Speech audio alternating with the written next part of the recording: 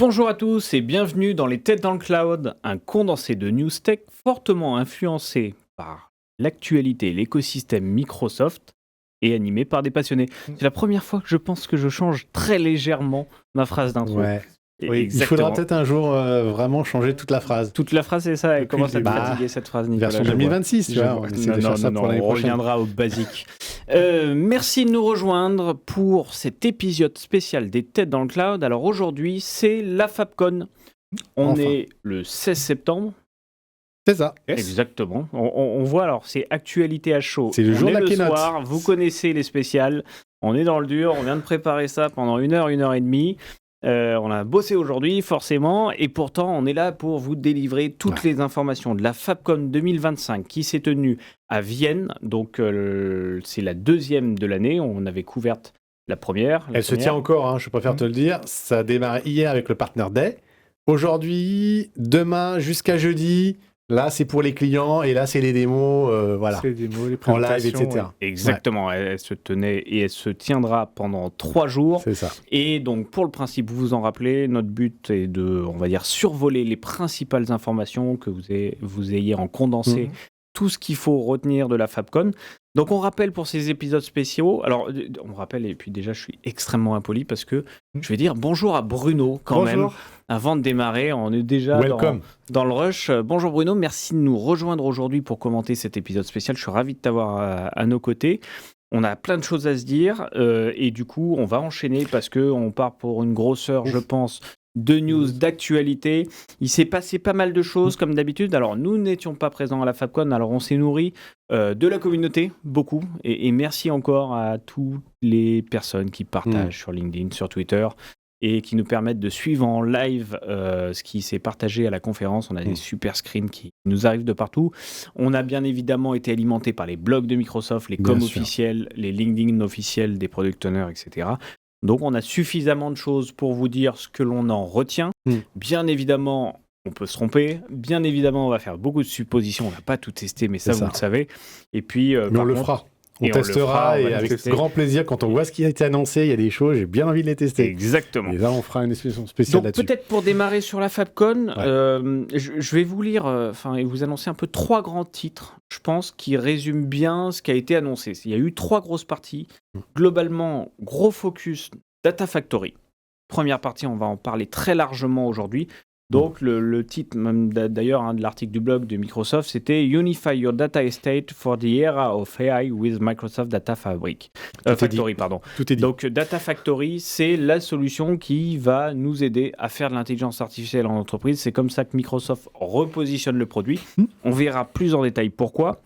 Le deuxième article de blog qui récapitule bien les annonces, c'est Welcome to Fabric Data Warehouse. Alors, on va voir moins d'annonces. Par contre, on sait l'entrepôt de données ne meurt jamais, est toujours là. Et puis, une petite annonce quand même qui nous fait plaisir à tous, on l'évoquera. Et après, deuxième grosse thématique pour moi, si je dis Data Factory, c'est notre premier gros sujet couvert. La deuxième, c'est donc The Foundation for Powering AI-Driven Operations. Désolé pour l'accent franchouillard, on est le soir. Ça, c'est la partie Real-Time Intelligence. On va voir beaucoup d'annonces. On sent que c'est le deuxième lot un peu d'évolution de roadmap de et puis MS. Microsoft investit beaucoup sur cette partie-là. Donc, on le dit depuis un moment et c'est confirmé aujourd'hui. Oui, donc voilà, donc retenez ces 3 grands thèmes, Data Factory et de l'entrepôt de données et de l'intelligence real-time. C'est ce qu'on va couvrir aujourd'hui. Tombe bien, on est 3. Peut-être en intro, en termes de news, je crois que Nicolas, tu as fait un exercice extrêmement compliqué. Tu as été compté le nombre de nouveautés. Donc, on a eu combien d'annonces, en tout cas dans ce qu'on a pu compter? Vu que le chat n'était pas capable, moi je l'ai fait. Alors, j'ai compté 106 nouveautés, tout inclus. Preview, GA, ce qui est vraiment définitif. Voilà, c'est 106 nouveautés. 106 nouveautés, c'est pas mal, comme la voiture. Alors, pour comparaison, l'année dernière, alors c'est ce qu'on avait à peu près compté, à celle de Stockholm, donc la dernière en Europe, on avait à peu près 70 nouveautés. Ce qui prouve quand même ils ont bien charbonné. Voilà. Bien charbonné. Donc, c'est la phrase du jour. Voilà. Et c'est un peu toujours la question qu'on se pose, c'est que avec le nombre de monthly updates qu'on a, donc de la mise à jour mensuelle, on peut se dire, ils n'ont plus rien à se mettre sous le coude globalement. Je vais quand même rajouter une petite métrique, parce qu'on est dans la data, donc on en fait. Il y a à peu près, sur les 106, j'ai compté une petite trentaine de GA, donc de passages en GA, donc qui étaient déjà en preview, on pouvait déjà les tester. Donc finalement, on retombe. Donc on retombe à peu près dans les 70 vraies nouveautés, à la fois en preview ou directement en GA. Après, rappelons-le, les GA, c'est important. Parce que beaucoup de nos clients, bien évidemment, n'utilisent pas les services tant qu'ils sont Mais c'est même ce qu'on préconise. Exactement. Tant que c'est en preview, testez, mais ne mettez pas en prod. Voilà. On ne peut pas s'engager dessus. Donc, les JS sont des news importants pour tout le monde, bien évidemment. Et on les compte comme ça. Maintenant, vous le savez, nous, on a un petit côté geek, on préfère les nouveautés. Ah bah oui. Et c'est ça qu'on couvre plus largement. On va démarrer, du coup. Je vous propose d'ouvrir le chapitre Data Factory. Donc, qui était le premier gros sujet de la FabCon de Vienne. Oui. Du coup, comment est-ce qu'on peut se faire cette introduction ? Moi, j'ai envie de commencer avec la partie mirroring. Je pense qu'on va commencer un peu par le gros morceau. Bon, on s'en doutait un petit peu, mais on nous annonce le mirroring Oracle. Donc, ça, on s'en doutait un petit peu. Alors, quand on parle de mirroring Oracle, on le voit un petit peu le screenshot. Alors, c'est le premier screenshot qu'on a pu voir. Donc, c'est mirrorer à la fois des bases Oracle Cloud, évidemment, mais aussi on-prem. D'accord. Donc, ça aussi, c'est important. C'est tout type, OCI aussi. Donc, voilà, toute la panoplie des bases Oracle vont être mirrorées dans Fabric. Donc ça, énorme info. Énorme info. Quand même, parce que... C'est une petite bombe. Ça... Après, le mirroring, on sait que Snowflake est dans les cartons, c'est que il y en a d'autres qui arrivent, on va en parler après. C'est quand même un gros morceau, sachant que Oracle, en termes de dataware, aujourd'hui, c'est très présent chez les clients, que ce soit cloud ou que ce soit on-prem, surtout on-prem. Et là, d'avoir cette solution en 3 clics, on mirror, on met tout dans Fabric, c'est une petite révolution. Exactement. Donc, c'est vrai que Oracle fait partie des écosystèmes dits legacy. Oui, alors, très et répandu. Pas que, parce que si on regarde l'actualité en ce moment, Oracle, avec ses 300 milliards d'investissements, je rappelle juste cette news au passage sur OpenAI, est en train de devenir un acteur central de l'AI et du cloud. Bien sûr, comme tout le monde. Donc, mais en tout cas, c'est vrai qu'il est très présent sur l'on-prem chez nos clients, et souvent se pose la question de comment j'attaque. Est-ce que je migre tout ? Est-ce que je suis obligé de faire du pipeline ? Nécessairement, un change data capture, c'est attendu par beaucoup. Ah oui. C'est forcément on en connaît. On en connaît la base, en fait. Voilà. On en connaît. Et du coup, on avait jusqu'à maintenant le mirroring Snowflake, les mirroring Azure. Alors, voilà. Azure, SQL Server, on-premise, managé sur Azure, etc. Et là, vraiment premier vrai partenaire Oracle. Voilà. Mais on était déjà au courant. Il y avait eu déjà des sneak peeks dessus. Donc. On était un peu au courant. Oui, mais le sneak peek, on ne sait pas quand il arrive. Oui. Et puis après, c'est pareil, là, on va être dans le détail, on va pouvoir tester. Donc, on va pouvoir vraiment regarder un peu ce que ça donne, les performances surtout, parce que le mirroring est vraiment complet. Voilà. Et puis, on sait qu'Oracle, alors, je le dis, je ne suis pas contre les gens Oracle, mais disons qu'il y a beaucoup de connecteurs, il y a beaucoup de versions d'Oracle aussi. C'est qu'il y a beaucoup de drivers, etc. Donc, voilà, il faudra vraiment vérifier si toutes les versions sont bien supportées, qu'on n'a pas de problème de latence. Enfin voilà, mais j'ai hâte de tester cette partie-là. Moi, j'ai surtout hâte de voir qu'est-ce qu'on peut faire du mirroring. Est-ce que c'est que des tables ? Est-ce qu'il peut y avoir d'autres objets à côté ? Très bonne question.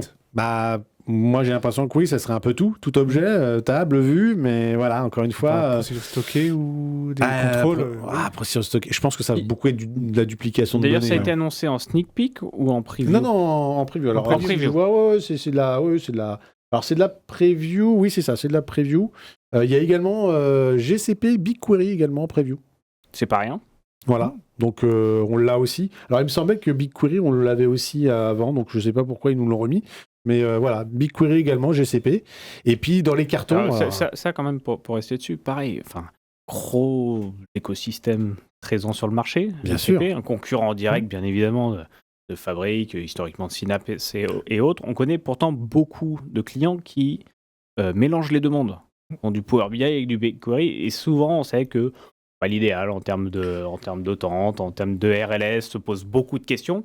Là, ça devient intéressant parce que mirroring dans Fabric. Oui. Et du coup, je retrouve tout mon écosystème facilité pour ce que je veux faire côté reporting. Je pense qu'il y a beaucoup de parallèles à faire avec Snowflake, je pense, dans l'esprit. C'est-à-dire se dire, voilà, on a un écosystème Snowflake ou BigQuery qui permet beaucoup de choses. Et le mettre dans Fabric va faciliter beaucoup de choses côté RLS, côté notamment Power BI. On va attaquer avec Power BI, des modèles sémantiques, etc. Ok. Donc ça, c'est vraiment les big... Enfin, pour moi, la big news côté mirroring... J'anticipe un peu la suite parce qu'il y a aussi une autre annonce qu'on a eue, mais là, c'est plutôt pour plus tard.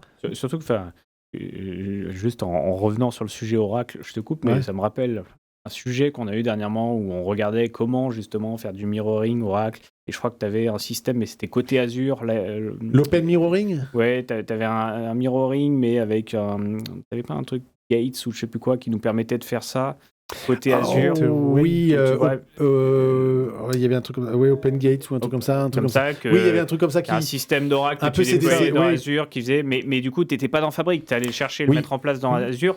Donc là, on a ce fameux Ah là, finalement mirroring c'est Oracle. ce que j'appelle le 3 clics, hein. C'est-à-dire qu'en 3 clics, enfin 3 clics, je le dis comme ça, mais 4 clics, on a notre mirroring comme on l'a aujourd'hui avec SQL Server, comme on l'a avec Snowflake. Donc c'est quand même pour moi une facilité de mise en place d'un truc qui auparavant nous prenait une plombe. Et du coup, je t'ai nous coûtait coupé, cher. Nicolas, tu allais dire ouverture vers la suite. Ah bah alors là, je l'attends avec impatience, c'est SAP. SAP pour les intimes. Il y a l'annonce de Coming Soon, c'est-à-dire un mirroring, donc un vrai CDC avec SAP. Inclus, alors après, est-ce que ce sera toujours de l'open mirroring ou ce sera du mirroring pur? Je sais pas. Moi, j'aimerais bien un mirroring SAP, pas passer par l'open mirroring qui sont des solutions tierces. Mais voilà, un vrai mirroring avec SAP, voilà, ce serait génial. Je pense que pour beaucoup de clients, ce serait une super chose. C'est pareil. Quelle version de SAP? Alors, je sens bien le SAP HANA, parce que bon, c'est la version la plus évoluée et c'est celle que vend SAP. Maintenant, ce serait pas mal d'avoir la SAP on-premise. Beaucoup de clients sont encore sur les versions on-premise. À voir. Si c'est comme Oracle, on pourrait avoir toutes les versions. Maintenant, voilà quoi. Après, c'est toujours la même question. Qu'est-ce qu'on va migrer et qu'est-ce qu'on va faire du mirroring en fait? Bah, l'idée du mirroring, encore une fois, c'est de la duplication de données au niveau Fabric pour ensuite attaquer ces données directement dans ton cloud Fabric, donc dans ton OneLake. Ouais. Donc c'est une simplicité surtout de CDC, de copie en temps réel de tes données directement dans Fabric. Donc c'est vraiment ce qu'on cherche à avoir aujourd'hui. Et je ne rappellerai pas les différences avec le raccourci, le shortcut, qui ne copie pas les données, qui va chercher des données souvent un peu plus, on va dire, structurées, mais de type fichier. Voilà, où on ne va pas recopier les données nécessairement, mais on va les exploiter directement. Là, le mirroring, on fait vraiment une recopie, une duplication de la donnée côté Fabric. Et je rappelle aussi, le mirroring est gratuit jusqu'au niveau de SKU. Tu as une F2, tu as 2 Tera gratuits, offert. Donc tu subis pas le fait de dupliquer, enfin le client qui se dit... On ne paye pas le stockage du le client mirroring. qui se dirait, bah tiens, Tu j'ai déjà dans rappelles BigQuery ma donnée, pourquoi je vais la repayer dans Fabric? C'est ça, on ne la repaye C'est pas. couvert. On ne leur paye pas. Il y a un peu de CU parce qu'évidemment, il y a. Alors, la première fois, il faut tout recopier, évidemment. Mais après, c'est du change data capture. Donc, on ne recopie que ce qui bouge. Modification et suppression et insertion. Oui. Donc, on a quand même quelque chose qui est très rapide, très peu de latence et qui consomme relativement peu. Et qui est gratuit en termes de stockage. Donc, ça, c'était nos C'était les bonus, oui. 2 premières infos, on va dire. Donc, grosse arrivée en preview sur la partie mirroring, donc avec, on a dit, Oracle et BigQuery. Et un sneak peek qui nous fait plaisir, du SAP. Voilà. On en parle toujours. Voilà. Ça reste quand même...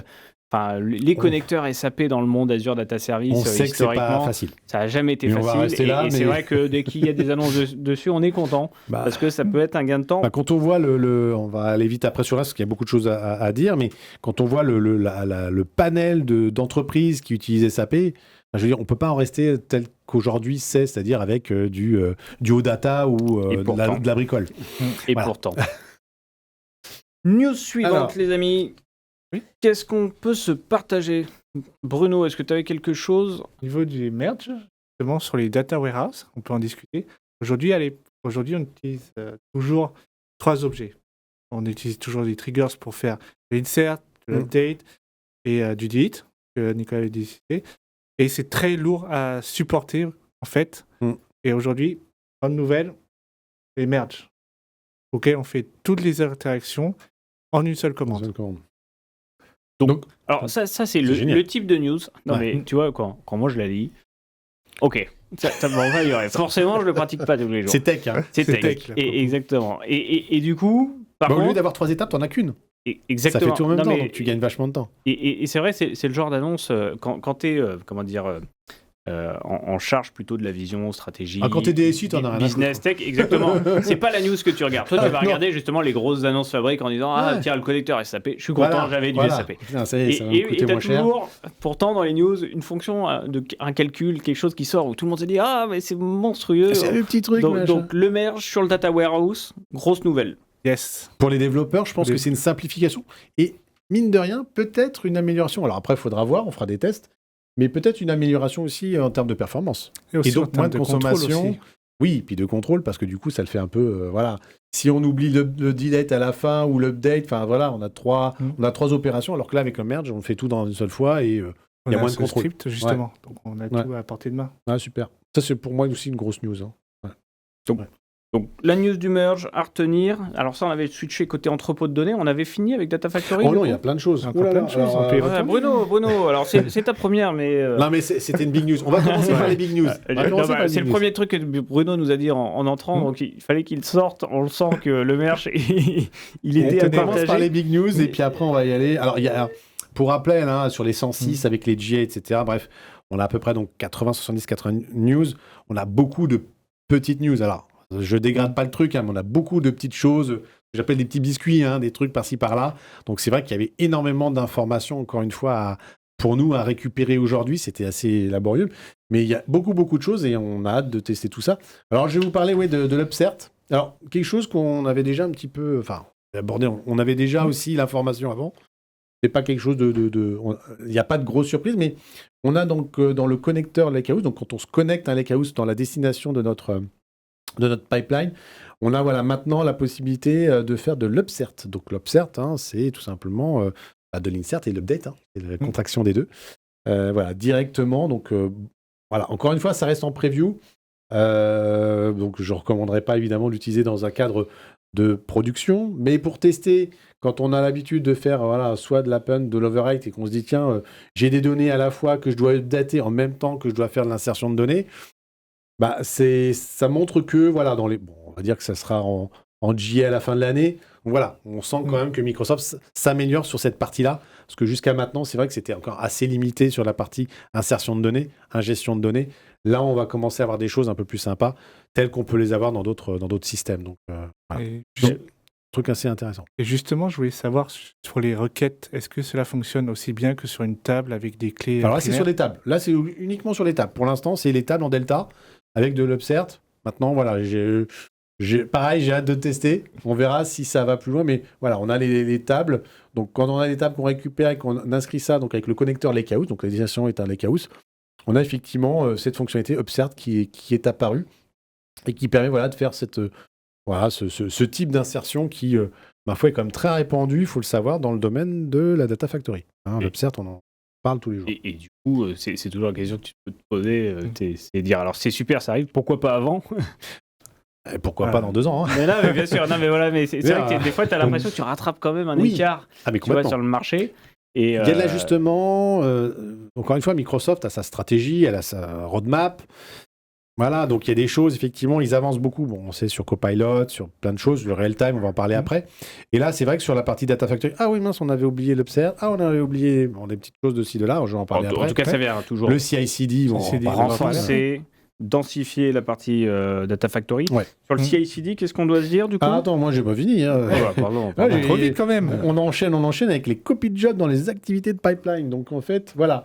Alors, c'est génial. Alors, pour ceux qui savent faire de l'ADF, dans Azure Data Factory, ou des activités de pipeline dans Fabric, puisqu'on a le fork de ADF dans Fabric qui s'appelle Data Factory ou Data Factory Pipeline qui va s'appeler Pipeline.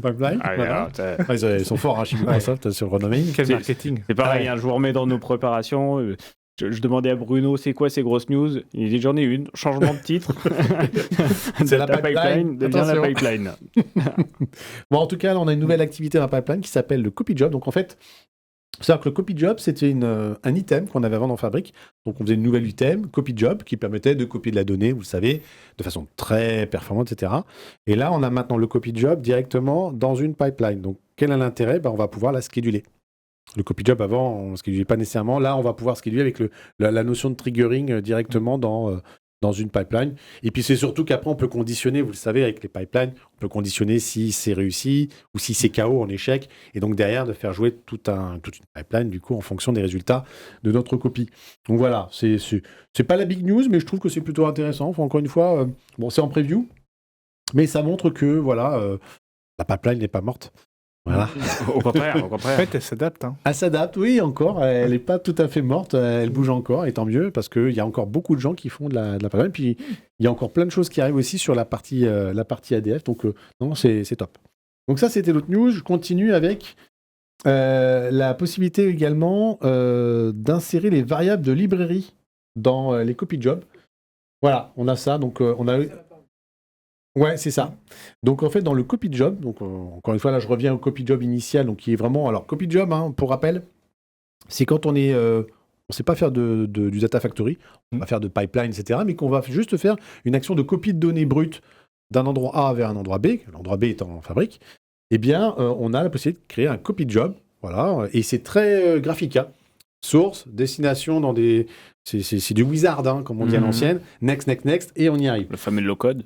Ah, c'est très low code, hein, pour des users très low code. Mais c'est important de le rappeler quand même. Parce que une partie de l'expérience que vise Microsoft, c'est aussi le low code. Mais bien sûr, et on va en parler après, il y a plein de choses. Surtout dans ce côté orchestration, workflow, ETL, pipeline, etc., on sent qu'il y a une volonté de simplifier les étapes. Bah, c'est un marqueur.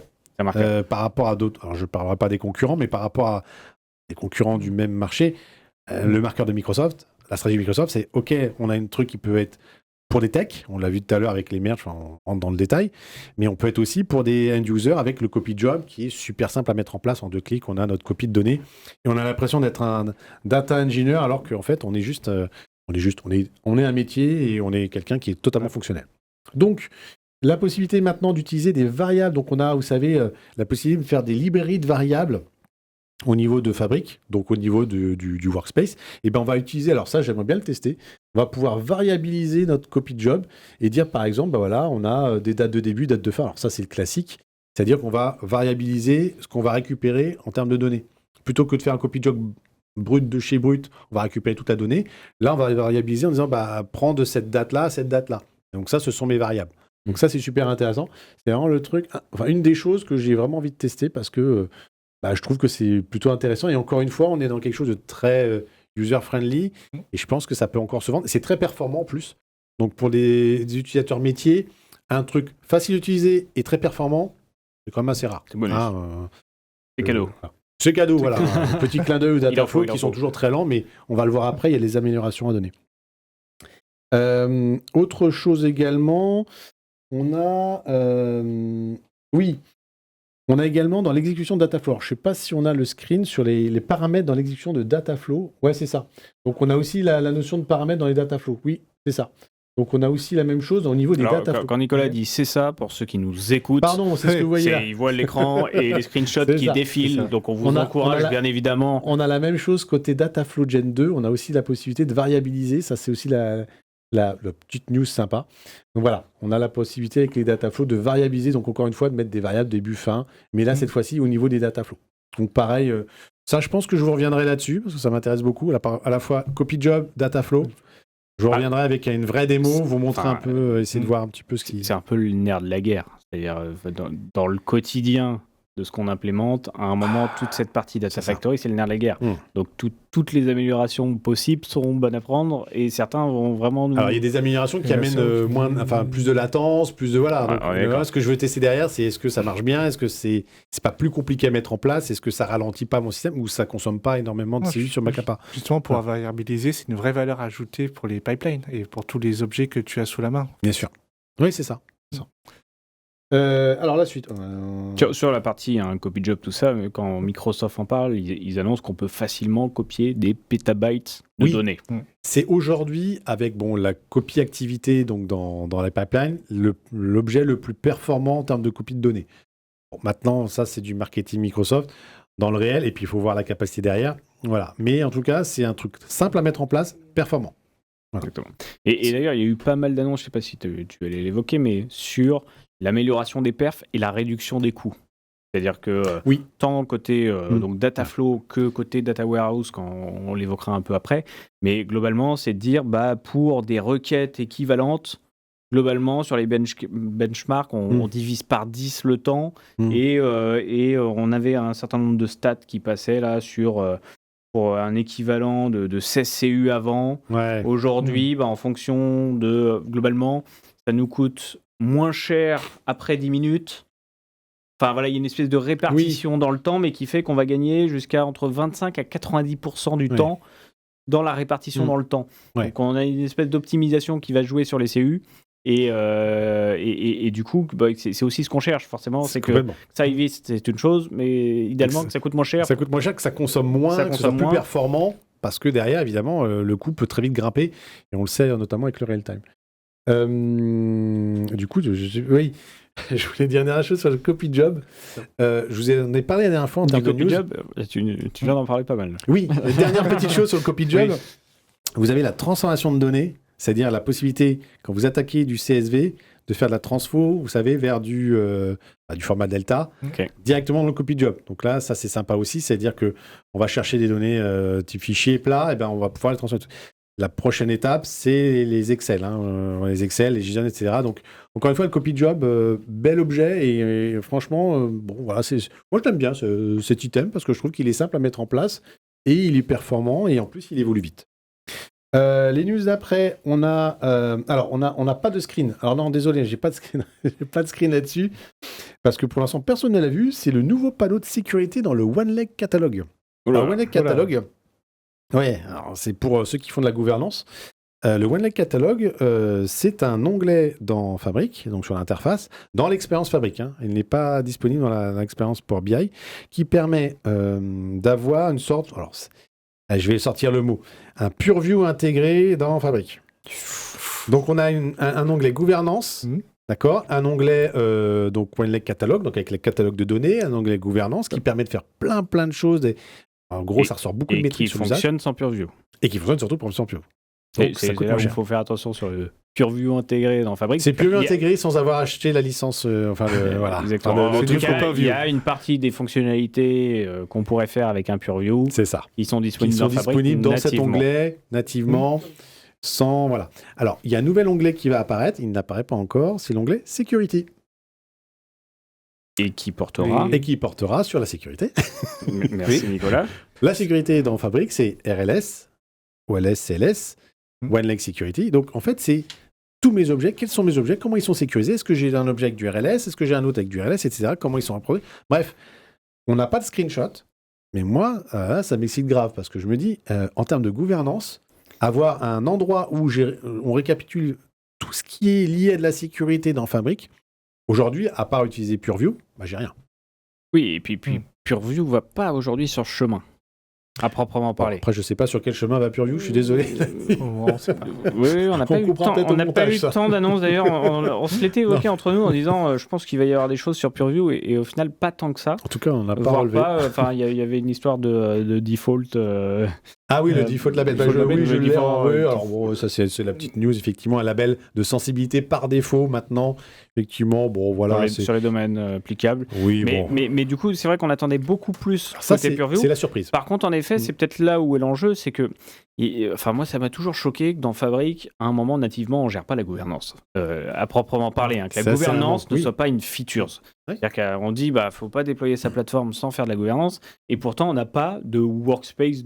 On a des workspace admin, mais qui c'est un workspace tech à proprement parler pour mettre activer ou non des fonctionnalités. On n'a rien qui nous permette de gouverner, de s'assurer que... Le monitoring. Exactement. Il n'y a rien en monitoring, c'est des briques de droite à gauche, le FUAM, le machin, le truc. Exactement. Et du coup, en effet, un petit workspace sécurité qui nous montrerait un peu... où est-ce qu'il y a un trou dans la raquette? Rien que ça. Tu as mis ton RLS, ton OLS, tu as tout centralisé et tu dis, attends, pourquoi cet objet il est tout seul? Des choses comme ça, ça pourrait avoir un impact monstrueux. Pour moi, c'est une big news. C'est vraiment dommage de ne pas avoir de screen là-dessus. Je pense que... Voilà, c'est quoi? C'était un sneak peek du coup?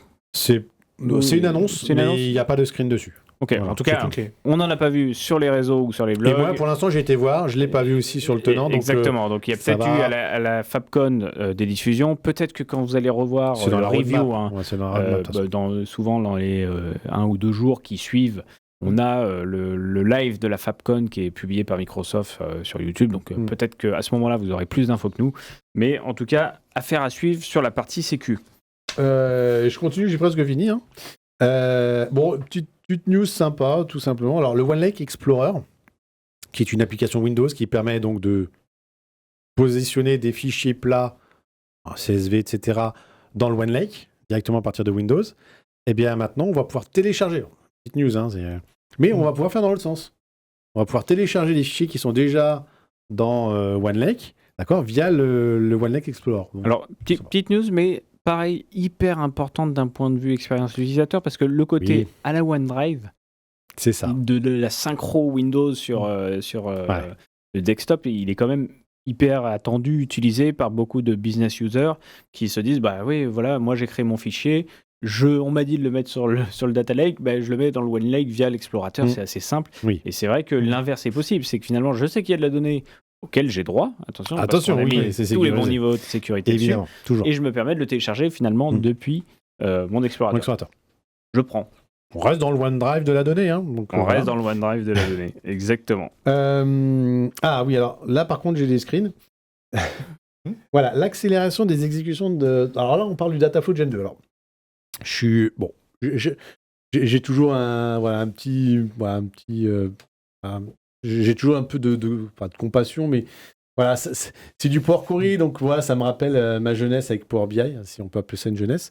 Mais en tout cas, il y a quelques années avec Power BI, en fait, le Dataflow Gen 2 est quand même une technologie super intéressante pour, encore une fois, le end-user, le métier, etc. On fait plein de choses, mais c'est vrai qu'il est très lent. Et encore une fois, c'est très lent par rapport à de la pipeline de données, etc. Mais là, Microsoft améliore au fur et à mesure. Il y a eu, l'incremental refresh, il y a possibilité avec certaines sources de données d'actualiser plus vite les données. Là, on a une nouveauté qui est la possibilité de faire du...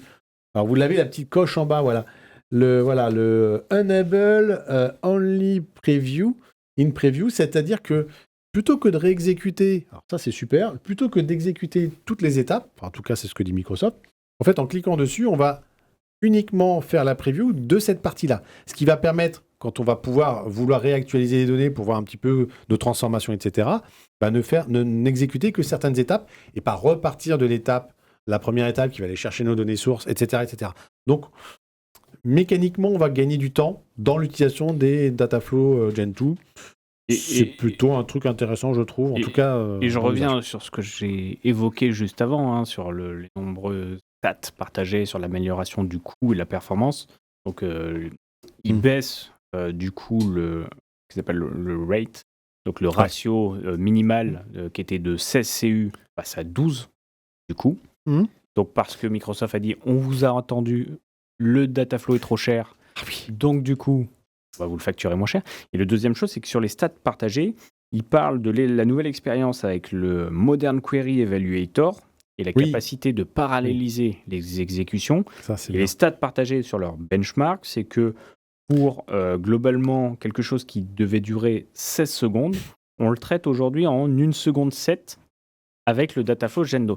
Ça répond peut-être à ta problématique, Nicolas. Ça va devenir rapide. Eh ben, tu as bien raison de parler de benchmark, parce que les derniers benchmarks qu'on avait sur ce truc-là, sur les Dataflow Gen 2, étaient catastrophiques. C'était pas du tout vendeur. Et d'ailleurs, moi j'ai vu la news, par rapport à du notebook, par exemple, rien à voir. Je crois qu'on était du x12 ou x15 en termes d'expérience utilisateur. Donc, clairement, là, Microsoft répond peut-être sur le benchmark, pour être plus précis, ce qui prenait 16 secondes, c'était sur un Gen 1, globalement. Ouais. Ça prenait avec le Gen 2 12 secondes, avec le Gen 2, avec le Modern Query Evaluator 6 secondes, et maintenant avec les exécutions parallèles, 1 seconde 7. Oui, donc on sent, comme je le dis, Microsoft investit beaucoup sur la manière d'optimiser cette partie-là, parce que, mine de rien, elle est quand même très utilisée, même si à titre personnel, on ne la recommande pas nécessairement beaucoup chez nos utilisateurs, nos clients, parce que quand on veut faire de l'optimisation, quand on veut faire avec des bonnes pratiques, on va plutôt passer sur du notebook. On a un panel de fonctionnalités immense, infini. Elle est très utilisée pour une raison, c'est que tu viens de migrer avec les fins de capacité premium. Oui. Toutes les personnes qui venaient du monde Power BI pur, là, qui se retrouvent dans Fabric. et qui utilisent du Dataflow. Eh du bah oui, Power du Query. Dataflow Gen 1, bah, ils vont faire du Gen 2. Exactement, quand cette habitude et cette, ce mécanisme facilité, comme tu dis, un peu low code, etc., qui vont continuer à en faire, mais qui vont faire plus parce qu'ils vont être dans Fabric, donc ils vont pouvoir faire plus de choses, mais ils resteront dessus. C'est ça. Et forcément, ce public-là, il faut y répondre. C'est ça. Voire même qu'ils font du M, donc voilà. Pour terminer avec les Gen 2, parce qu'il y a quand même d'autres informations sur les Gen 2. Ouais, non, j'en parlerai après de l'agent mirroré. Je suis désolé, Antoine. Non, en fait, alors, il y a aussi des choses qui sont intéressantes sur les Dataflow. C'est nouvelles destinations, les Dataflow. Vous savez que jusqu'à maintenant, on est très fabrique vers fabrique. Bah là, on va avoir Snowflake. Ça, c'est génial. Donc, ça, c'est le sneak peek. Hein. Voilà. Donc, on va avoir des destinations, des Dataflow vers Snowflake. Et on a, en preview, je crois, destination, donc ça sera des fichiers CSV, non pas dans SharePoint comme c'était à un moment donné annoncé, mais dans un lakehouse, en fabrique. Ok. Donc, on réfléchit au truc, je fais ma pipeline, enfin, je fais mon intégration de données, mon ETL avec donc, ce qui s'appelle le Dataflow Gen 2, je fais mon export vers CSV OneLake, et qu'est-ce que j'ai dit avant ? Ah, l'explorateur, le OneLake Explorer, permet de récupérer les CSV. Donc en fait, on est en train de se dire qu'en fait, un Dataflow Gen 2, par rapport à ce qu'était le Dataflow au départ, c'est un véritable ETL où je balance des données à manger, il me fait des trucs, il me les ressort en CSV et je les récupère.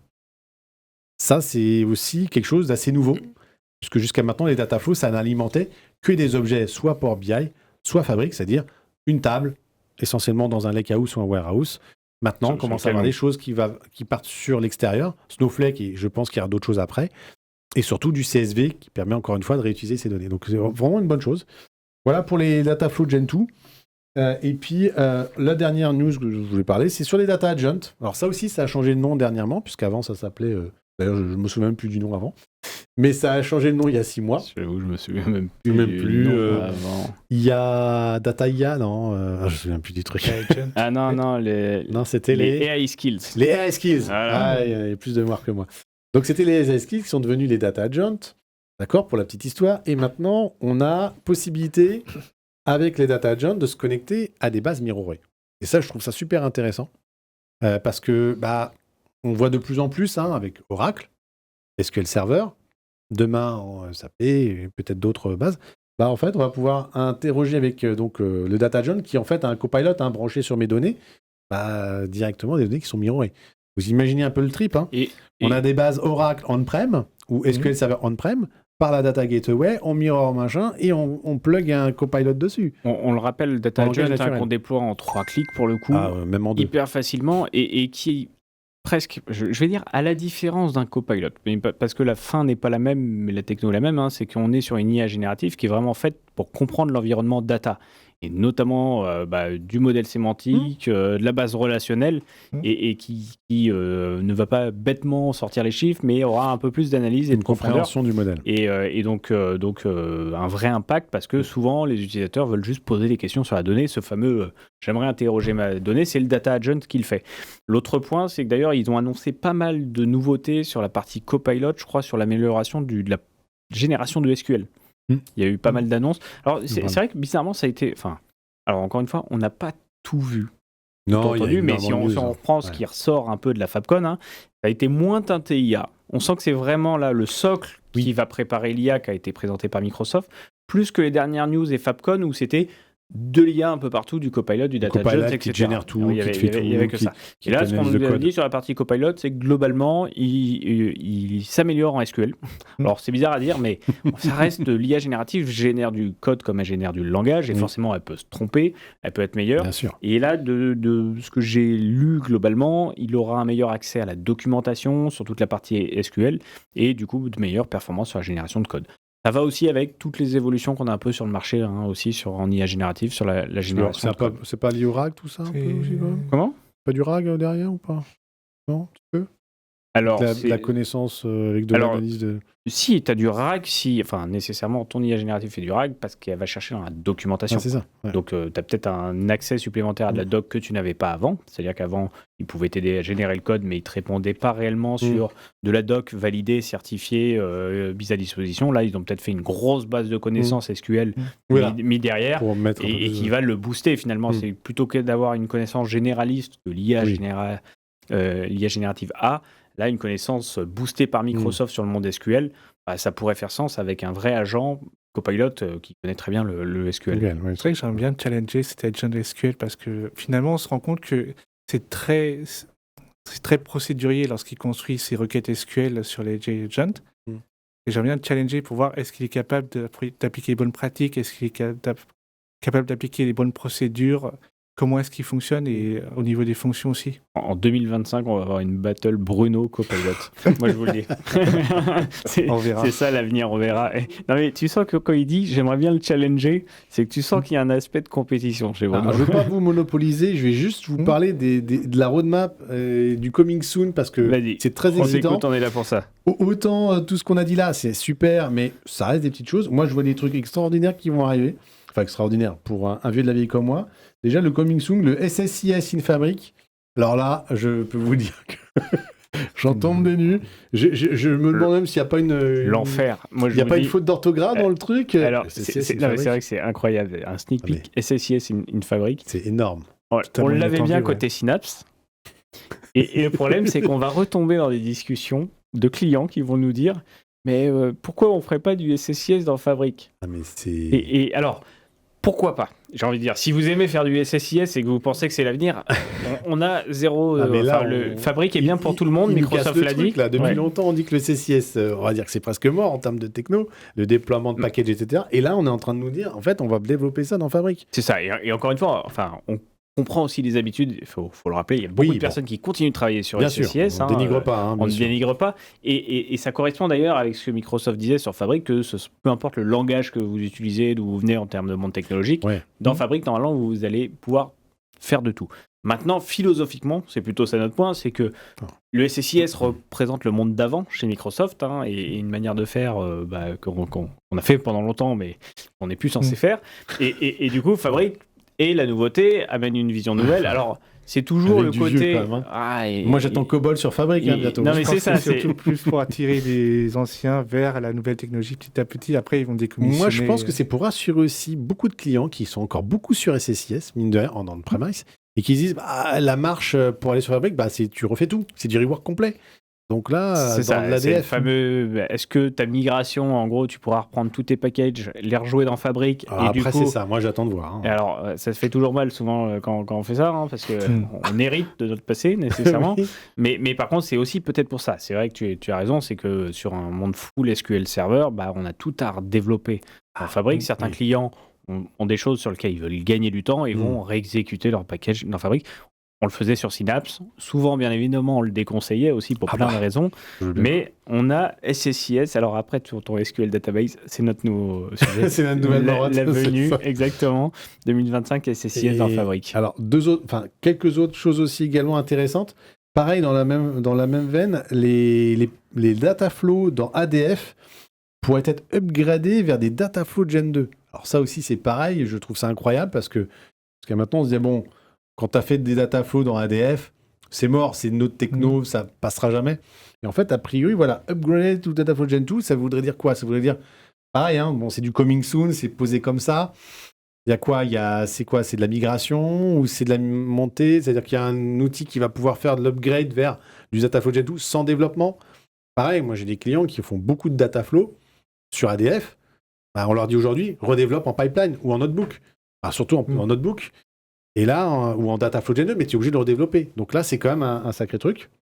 Et puis après, j'ai noté aussi comme ça, les conditional retries, pourquoi pas, effectivement, ça on l'avait côté ADF, on l'a pas côté Fabric.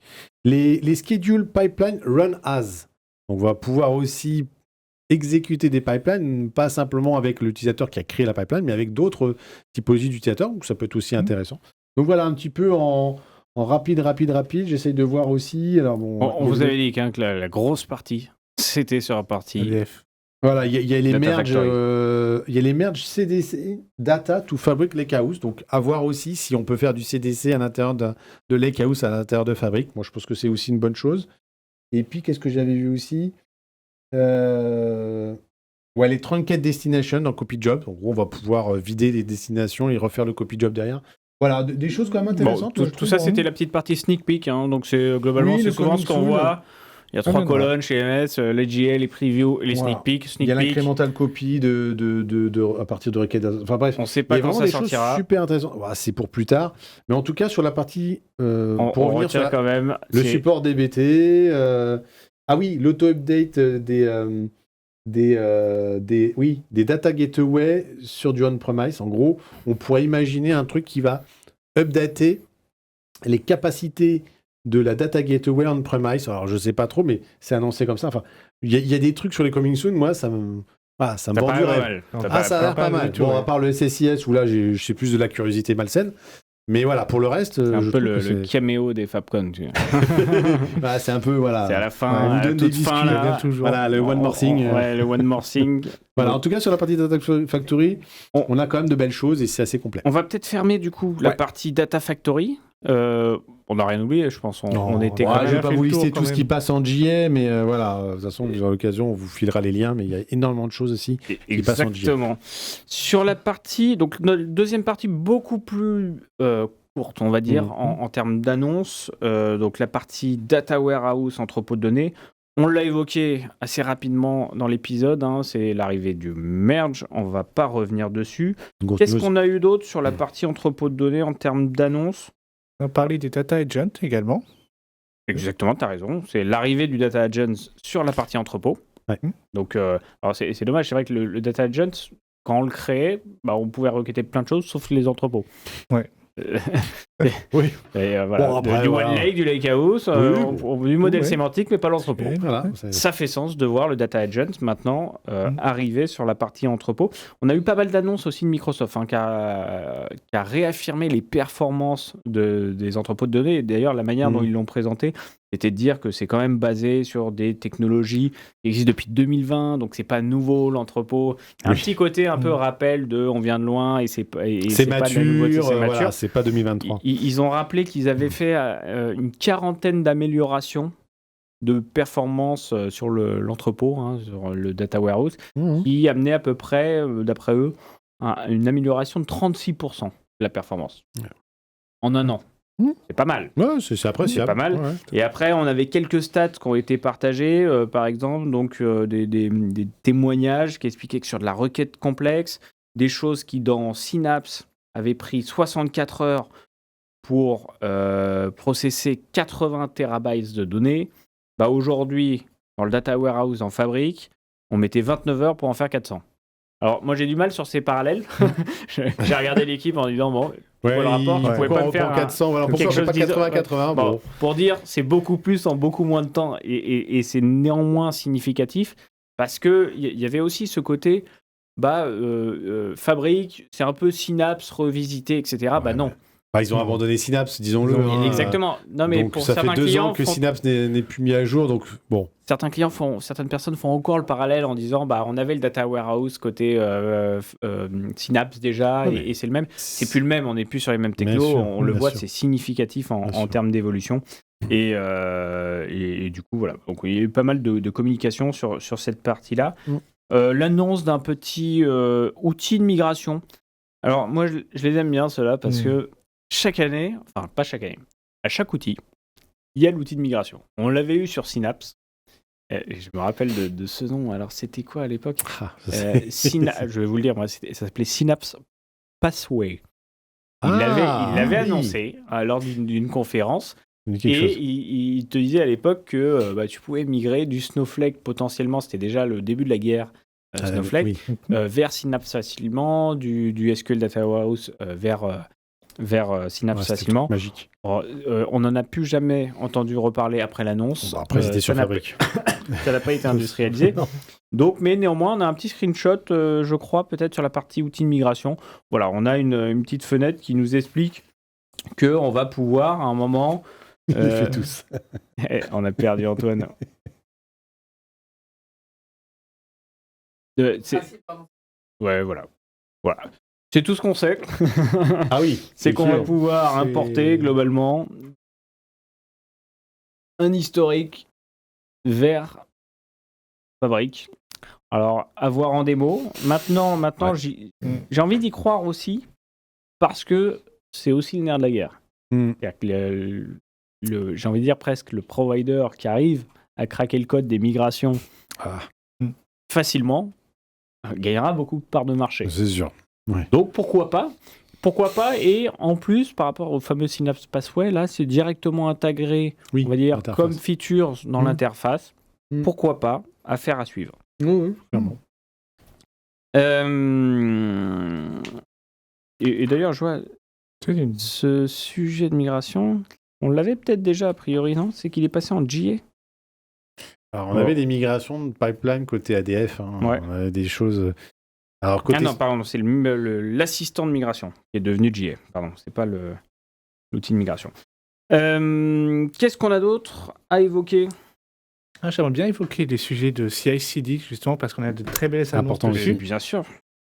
C'est qu'aujourd'hui, on est possible de faire... Enfin, c'est toujours en preview, donc il est possible... Oui. / preview. Il est possible d'utiliser des parameterization variables. Ah. Donc aujourd'hui, qu'est-ce qui se passe? C'est qu'on passe de dev, test, prod. Donc souvent, on a des problèmes à faire les connecteurs, faire les connexions correctement. Et justement, aujourd'hui, on pourra être capable de les paramétriser. On n'aura pas besoin de changer à chaque déploiement, à chaque environnement. On ne sera pas obligé de changer les connexions. Donc pour moi, c'est quand même une grande avancée. La deuxième grande avancée, c'est qu'aujourd'hui, quasiment tous les objets sont supportés.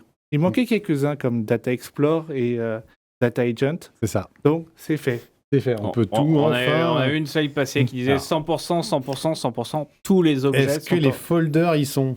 Ouais. On ne sait pas ça. Moi, je vais tester parce que les folders, c'est chiant à recréer à chaque fois dans chaque environnement. D'après eux, 100%. On a vu le gros chiffre de 100% en CI/CD. Ouais. On verra bien. Donc ça, c'était une des grosses annonces. En tout cas, les data agents, c'est bien parce que les redévelopper dans des environnements, c'est un peu dommage. Et ça paraît belle annonce parce que souvent, on avait le débat, on peut faire du CI/CD avec Fabric. Et puis, ça s'est développé au fur et à mesure. Oui, mais ceux qui n'étaient pas pro-Fabric souvent disent oui, mais il y a ça et il y a ça qui n'est pas faisable. Et il y avait les data flow qui passaient pas. Il y avait Puis les data agents et les data explorer qui est quand même un objet aujourd'hui, un item de plus en plus utilisé, qui évite d'utiliser de créer un rapport Power BI, mais d'analyser sa donnée de façon graphique et même de l'exporter. Alors soit de créer directement un rapport en ligne, donc sans passer par l'expérience Power BI Desktop, soit d'exporter la donnée sous format CSV. Donc le Data Explorer, finalement, chose intéressante. Après, le CI/CD sur un truc comme ça, ou le passage d'un environnement à l'autre, je me disais, c'est plus pour tester ta donnée, pour voir si elle est de qualité, etc. Donc je l'aurais laissé... mais bon, pourquoi pas, de toute façon, ça leur coûte pas très cher de mettre ça... Antoine, la télé va s'éteindre, pour info. Et... Donc sur la partie CI/CD, j'ai peut-être dit une bêtise, je me rattrape tout de suite. L'assistant de migration, je crois, existait déjà. D'accord. Vu qu'a priori, il l'annonce en GA. Tu vois, ça nous avait vachement... Ça nous a marqué, on ne savait pas. On a peut-être perdu du temps, Nicolas. Je testerai peut-être, on verra. Et après, sur la partie Data Warehouse... On est clean dessus. Comment? On est clean dessus, c'est bon. On est clean, on a tout fait, c'est tout. Ouais, parce qu'après c'est la petite news. Ouais, exactement, je voulais dire, mais ce qui est bizarre, c'est qu'ils ont quand même fait un article dédié sur l'entrepôt. Bon, c'est surtout pour l'arrivée du Data Agent et après un peu d'amélioration sur le connecteur DBT. Voilà, et les améliorations, donc, comme je le disais, dans la génération de SQL avec Copilot, ils le mettent dans cette partie-là. Donc c'était plutôt 2 news AI. On va passer à notre dernière partie, qui est une des plus importantes. Globalement, c'est la partie Real-Time Intelligence. Alors là, ça fait un moment qu'on en parle. Parce que c'est le côté Big Data, c'est le côté temps réel, streaming de données. En tout cas, l'arrivée du hub, on l'a toujours vu comme ça, pour l'instant. On s'est dit, c'est normal, c'est ce qu'on faisait. Et après, c'était l'intégration d'Azure Data Explorer. Oui, c'est ça. Voilà, il y avait pas mal de choses, le côté événement, event-driven. On sentait ça normal d'un point de vue data platform. Par contre, je trouve que, et je vais faire cette intro comme ça parce que c'est comme ça que je vois les différentes annonces de Microsoft.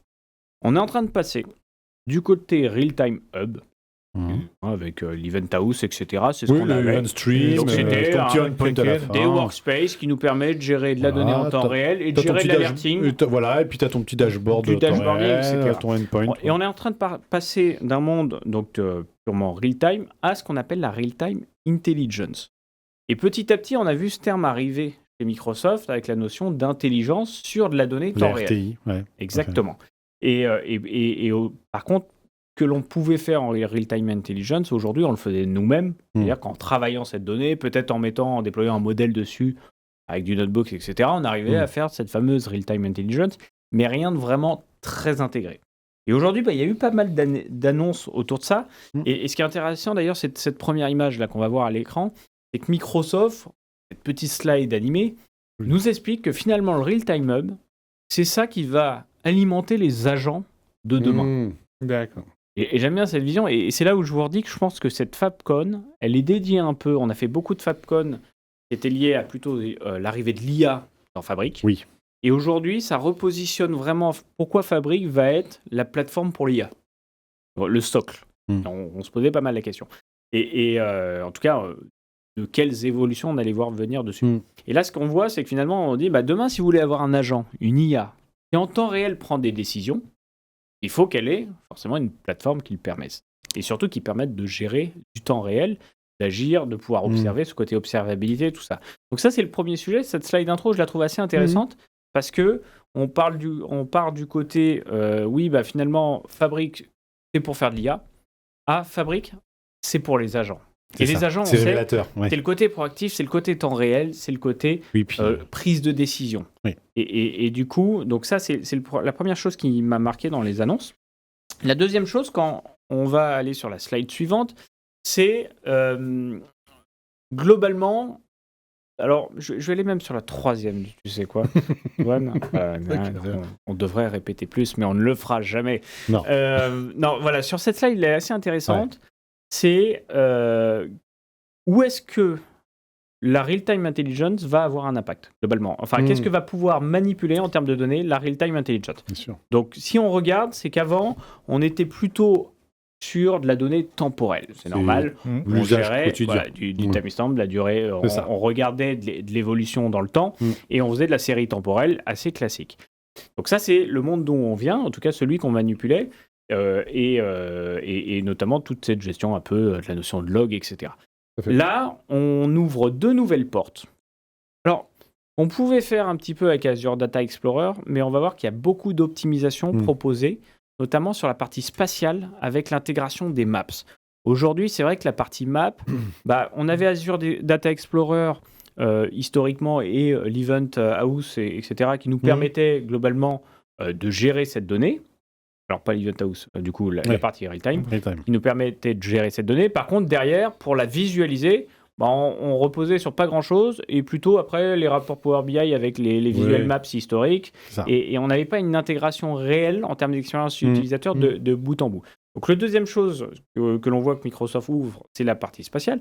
Et après, du coup, c'est la partie graph. C'est pareil. On a eu quelques annonces ces derniers temps autour des digital twins. Le fait, à un moment, on voyait ces graphiques un peu en graphe, cette représentation graphe. Donc, on le rappelle, le graphe qui permet de montrer des relations, des causes, d'expliquer comment un objet est lié à un autre et visualiser les notions d'impact, finalement, entre les relations.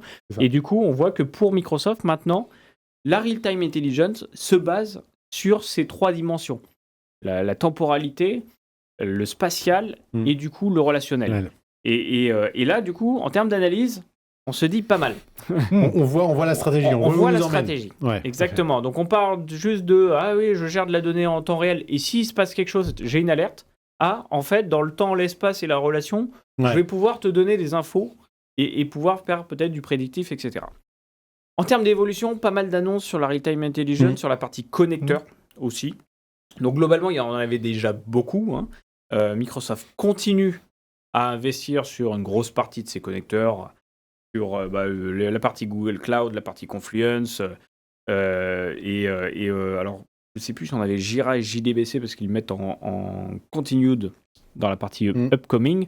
Et par contre, dans l'upcoming, pas mal de choses qui arrivent, a priori, sur les sources externes, notamment le HTTP, les bases de données Mongo, on a de l'Oracle, encore qui arrive. Ouais. On a du ServiceNow, très intéressant ça Ouais. aussi D'avoir d'avoir de la donnée temps réel de l'écosystème ServiceNow. Donc pas mal de la partie MQTT sur l'évolution de version. Bon, on l'avait déjà.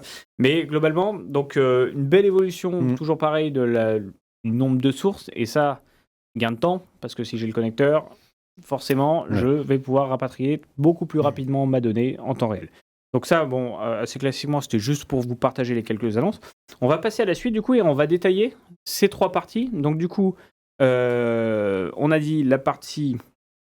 Je me suis perdu, du coup, dans mes 3 parties. Il y avait temporel.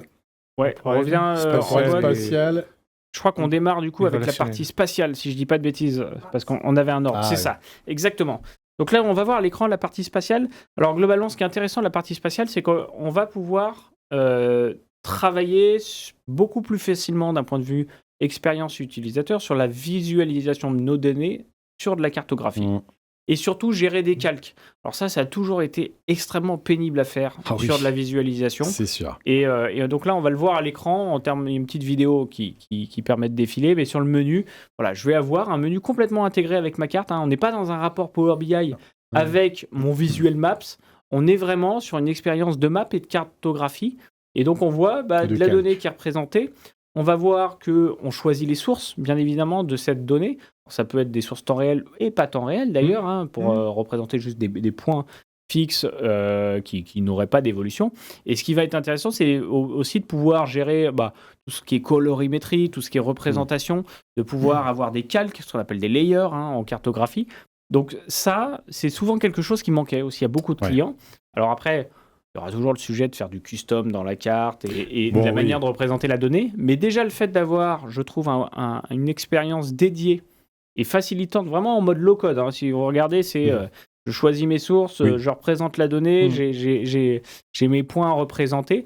C'est une vraie évolution parce que je trouve que côté Azure, ça a toujours été un peu perdu. Enfin, on avait Azure Maps, on a eu le visuel basé sur Azure Maps, sur Bing Maps. Enfin, c'était dans le monde Power BI, on avait un peu de tout. C'était un peu fouillis. Et puis, on avait une mauvaise gestion, surtout. Enfin, quand on affichait, c'était beaucoup de custom. On n'avait pas cette notion un peu de couche facile à représenter. Là, pour moi, c'est une grosse annonce. La partie, du coup, géographie, spatiale. Parce que c'est vraiment un besoin quotidien. Représenter des agences, représenter... Des flux routiers, n'importe quoi. C'est une vraie avancée sur la partie real-time, parce que, mine de rien... Exactement, et on parle surtout pas juste d'un visuel, mais d'une expérience temps réel, encore une fois. Donc, alors, c'est dans la continuité de ce qu'on faisait, un jumeau numérique, on est plutôt souvent dans une représentation qui va être un bâtiment, ou un bateau, ou enfin n'importe quoi, une voiture ou autre, plutôt un objet, on va dire. Là, on est sur de la cartographie, mais justement sur des flux routiers, sur beaucoup de choses, encore une fois, du chiffre d'affaires en temps réel dans mes agences. Enfin, je vais pouvoir représenter beaucoup de choses. C'est pour moi une énorme annonce quand même. Et d'ailleurs, Microsoft a beaucoup présenté cette partie Real-Time Intelligence. C'est clair. Le deuxième sujet qu'on va évoquer, du coup, c'est la partie graphe. Et là, c'est pareil. Alors, on avait, avec l'arrivée des Digital Twin Builder, un démarrage, on avait commencé à voir des représentations un peu graphiques au sens graphe, et on commençait à se dire, on va pouvoir faire du graphe. Et là, grosse annonce aussi, du coup, une expérience complètement repensée sur la partie graphe. Donc on va le voir à l'écran, c'est pareil, c'est philosophie complètement low-code. Donc je vais pouvoir globalement représenter mes données, par exemple le client ou le produit, et pouvoir créer des liens. Alors vous allez voir les petits liens qui vont s'enchaîner à l'écran. Donc je nomme... Tac. Alors, forcément, ça prend un peu plus de temps que si on vous le laisse. On n'accélère pas trop, mais on va le voir à l'écran en tout cas. Voilà, sa création de liens, parce que c'est vrai qu'on a pris la vidéo un peu tôt dans la présentation. En tout cas, vous pouvez la retrouver sur le blog de Microsoft, dans l'article Real-Time Intelligence. Donc on a une création de bout en bout avec les représentations. Et derrière, on va commencer à faire nos relations, nos liens. Et donc ça, ce qui va être intéressant derrière, c'est pareil, c'est que on va pouvoir derrière, avec, je crois qu'ils l'ont annoncé, si je ne dis pas de bêtises, mais avec du Data Agent, du coup, interroger la donnée basée sur du graphe. À qu'un moment, ça devient intéressant. exactement, et notamment sur les relations, les causes, l'impact, quelle est l'origine, etc. C'est le genre de questions souvent qu'on peut se poser et qui forcément sur de la donnée, je veux dire, à plat, n'apparaît pas. Alors on peut derrière faire des modèles, on peut faire des régressions, on peut faire beaucoup de choses, on peut nous expliquer à un moment des impacts et des paramètres qui ont un impact. Mais là, on le sait, la force des graphes, c'est justement de pouvoir monter des relations très complexes. Et si en langage naturel, je suis capable derrière d'interroger le graphe, j'ouvre vraiment une exploration de ma donnée qui ne m'était pas permis avant.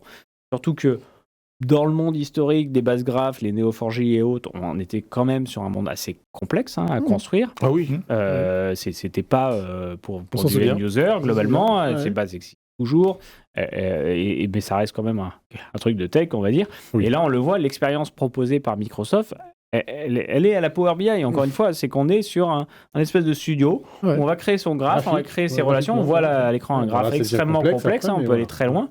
Mais ça veut dire que là, quand j'interroge ma donnée, j'ai l'ensemble des impacts et des relations qui sont interrogées, qui vont être interrogeables et interprétables. Donc ça, pareil, pour moi, énorme annonce. L'arrivée des bases graphes. Alors, c'est pas présenté en tant que base graphe. Non, mais c'est la gestion. Oui, mais nécessairement, c'est ce qu'il y a derrière. Oui, derrière, on va gérer de la base graphe, et surtout, on va représenter des graphes. Exactement. Ils n'ont pas fait une annonce genre, il y a. J'ai cité par exemple un des leaders marché, mais Neo4j dans Fabric, ça n'a pas été présenté comme ça. Mais même s'il y a des partenariats très forts avec Microsoft, là, c'est le studio qui va nous permettre de construire des graphes. Et d'ailleurs, pour l'annonce, c'est Graph in Fabric. C'est comme ça qu'ils l'appellent.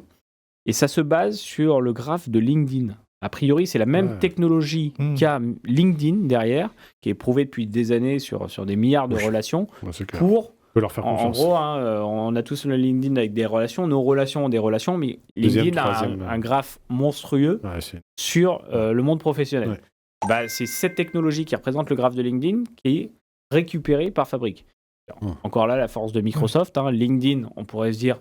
très bien, en beaucoup de discussions avec Kevin Anandou sur Copilot pour RH ou je ne sais plus. Oui, avec l'analyse, etc. On se dit, LinkedIn, ça fait sens. Et non, là, ça va plus loin. C'est rapatrier la techno de LinkedIn de gestion de graphes dans Fabric pour présenter une expérience dédiée.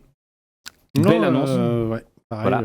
Ce sera déployé apparemment à partir du 1er octobre 2025. D'accord. Donc, exactement, c'est demain. C'est dans 3 semaines.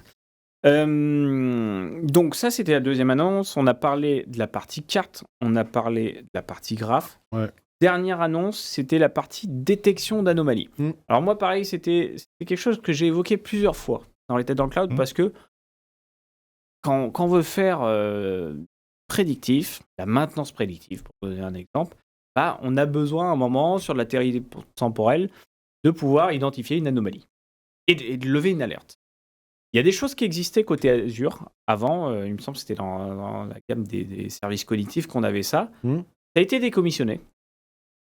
Après, on l'a revu un petit peu dans Fabric, dans les annonces. Via, je crois, il nous conseillait plutôt de télécharger une librairie Python ou quelque chose comme ça. Et puis, il y avait une ou deux annonces qui laissaient penser que ça arriverait dans Fabric. Dans un ou deux blogs, on a eu passer des choses. Vu passer aussi. Voilà. Et c'est vrai que beaucoup de nos clients ont ça. Pour notamment, encore une fois, le cas typique. Alors, ça peut être du comportement, de la fraude. Par exemple, vous travaillez sur des logiques de fraude. La notion d'anomalie est importante. Par rapport à une série classique, je détecte une anomalie.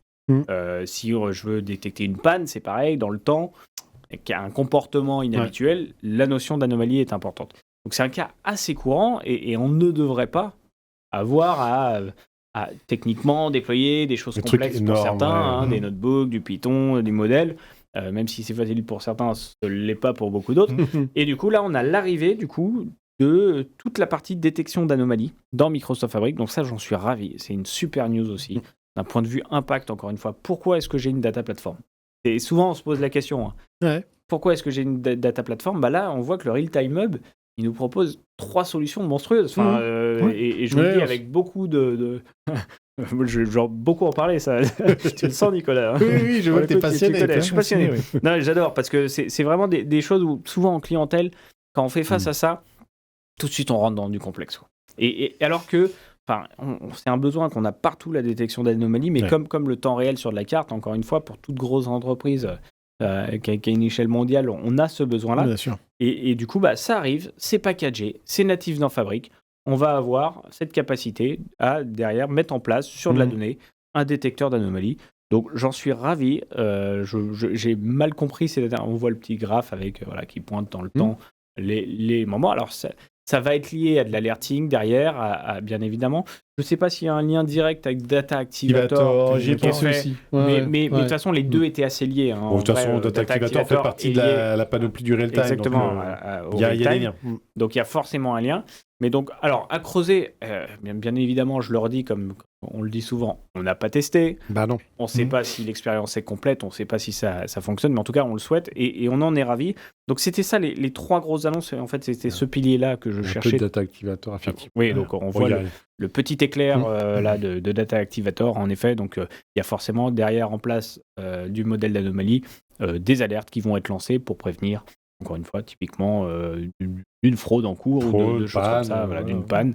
Et ça, c'est extrêmement sympa. Sur les autres innovations, je regarde rapidement ce qu'on aurait... Après, comme je l'ai dit, c'était surtout la partie... ils ont étendu les déclencheurs d'activators, par exemple, à du Spark Job ou du Fabric User Data Function. Pourquoi pas. Ils en mettent partout maintenant. Exactement. L'UDF maintenant, on en retrouve partout, donc pourquoi pas effectivement. On a les journaux de diagnostic d'Azure Monitor qui sont intégrés maintenant comme source de données. Ça peut être pas mal ça aussi parce que dans toute la surveillance IT, souvent on a besoin de monter un peu de la control tower. Donc ça peut faire sens pour de l'admin, pour du DSI. Voilà, donc le reste, je regarde en live, que j'ai rien loupé. Non, on est plutôt pas mal sur la partie real-time et surtout on arrive aussi au bout du temps qu'on s'était donné, c'est-à-dire très largement dépassé. Mais je pense qu'on fera une spéciale real-time, enfin en tout cas dans la partie... il faudra qu'on fasse un truc... On sait que là, dans les prochaines semaines, on va pas mal travailler là-dessus. On le voit sur ce graphe d'ailleurs, Microsoft maintenant redétaille vraiment toute la complétude finalement du real-time hub.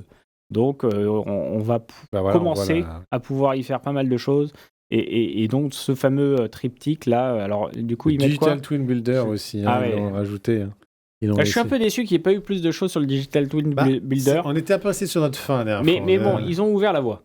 Donc en fait, on sait que c'est là maintenant. Donc si c'est là, c'est qu'il va y avoir de l'évolution. Enfin, c'est obligé. Ils vont pas laisser ça comme ça. C'est une ligne produit. Ça va évoluer. En tout cas, moi, je suis assez ravi de ça parce que c'est vrai que vraiment, quand on voit en 2 ans l'évolution de cette partie-là, encore une fois, je le redis. C'est ce qui va le plus. Et quand on voit là la partie Decide, Act, Activator et à la fin Actions, on commence à voir un petit peu. Je le dis depuis longtemps sur la partie Data Activator. On est de plus en plus dans l'orchestration, dans du déclencheur pour amener d'autres actions. Bon, enfin, globalement, la partie real-time, je vais être un peu cash, c'est le futur de Fabric. Enfin, il faut dire ce qui est. Bon, le Data Factory, on a eu beaucoup de choses, mais on est sur on le dit en intro, petites choses, petites évols, on a plus, voilà. Sur le Data Warehouse, ils ont déjà tout fait.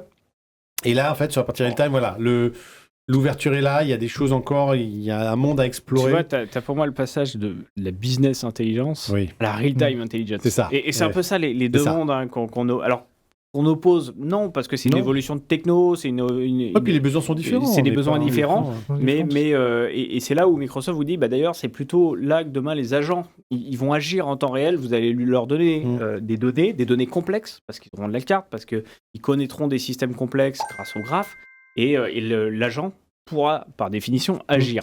Et agir rapidement pour résoudre des causes, pour lever des risques, etc. Donc, voilà, moi, je suis extrêmement enthousiaste. C'est vrai que, toujours pareil, quand on fait tellement de conf MS, qu'à un moment, on se dit, c'est quoi la big annonce ? Et c'est vrai que... Oui, s'il faut retenir une chose. Souvent, ces derniers temps, quand on prend le truc, on dit, c'est vrai qu'il n'y a pas de big annonce. En fait, si.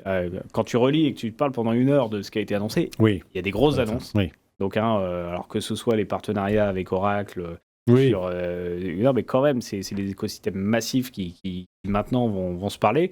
Donc, toutes ces parties-là. Mais voilà, sur la partie Real-Time Intelligence, moi, je pense que c'est vraiment clé dans la stratégie de Microsoft.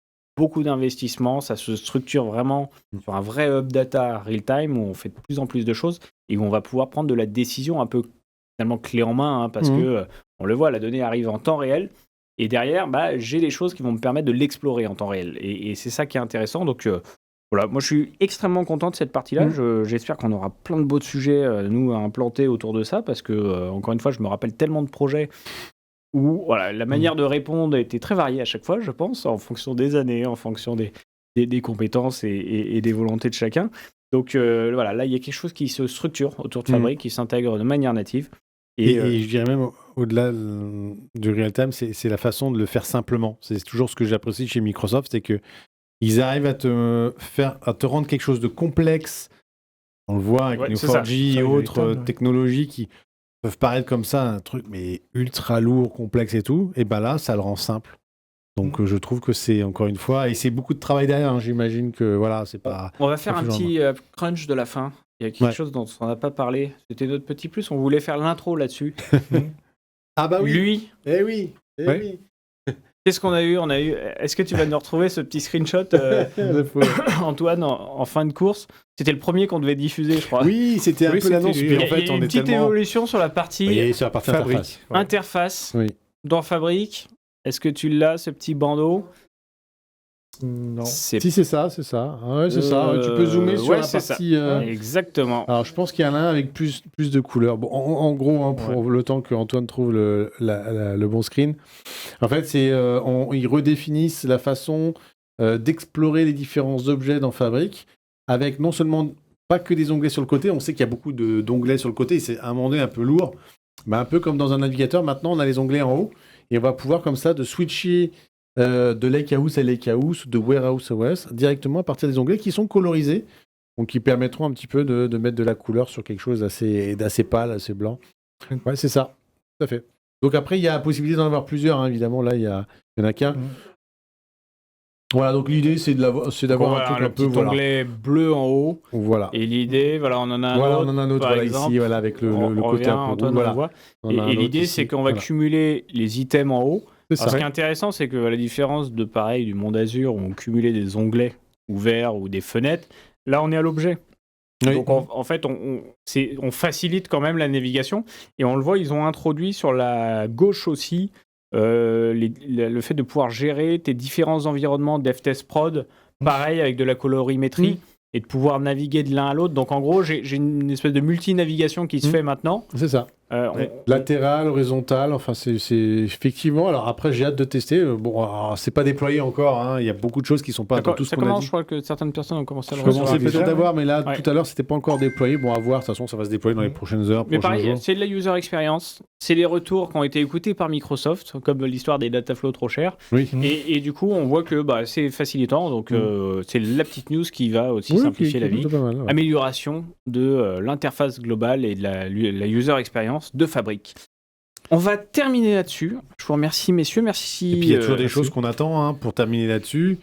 Des choses qu'on avait peut-être anticipées. Exactement. Donc bien évidemment, on en parlera dans ce qu'on a oublié, ce qu'on a loupé, ce qu'on veut même détailler. Je disais même dans ce que finalement on attendait d'annonces et qui ne sont pas arrivées, des nouvelles expériences. Dans le prochain épisode des Talent Cloud, on ira creuser les petits détails qu'on n'avait pas vus. On ira faire un peu de feedback à chaud. Là, c'était, vous savez, c'est un exercice de style. Un petit peu plus précis, on montrera des choses. En tout cas, encore une belle session que nous a livré Microsoft à la FabCon à Vienne, donc deuxième FabCon de 2025. On est ravis de ça. Ouais. Nous espérons, comme d'habitude, que vous avez aimé l'épisode, qu'on n'a pas trop dit de bêtises, on l'espère. On s'en excuse. On n'a pas eu notre fou rire de soirée, celui-là. Mais pourtant, le SSIS, on était parti. Il m'aurait bien plu. On était parti. Et on va terminer là-dessus. On vous remercie. On vous encourage, bien évidemment, à liker l'épisode, à commenter. J'avais un petit lancement d'Antoine. Non, on vous encourage à liker l'épisode, à commenter sur ces news, lesquelles vous ont plu, qu'est-ce que vous attendez, quel est le sneak peek de vos rêves. Et puis, on vous donne rendez-vous, bien évidemment, dans un prochain épisode des Talent Cloud. Certainement, on l'a prévu ou pas ? Début octobre, certainement. Ouais. Voilà.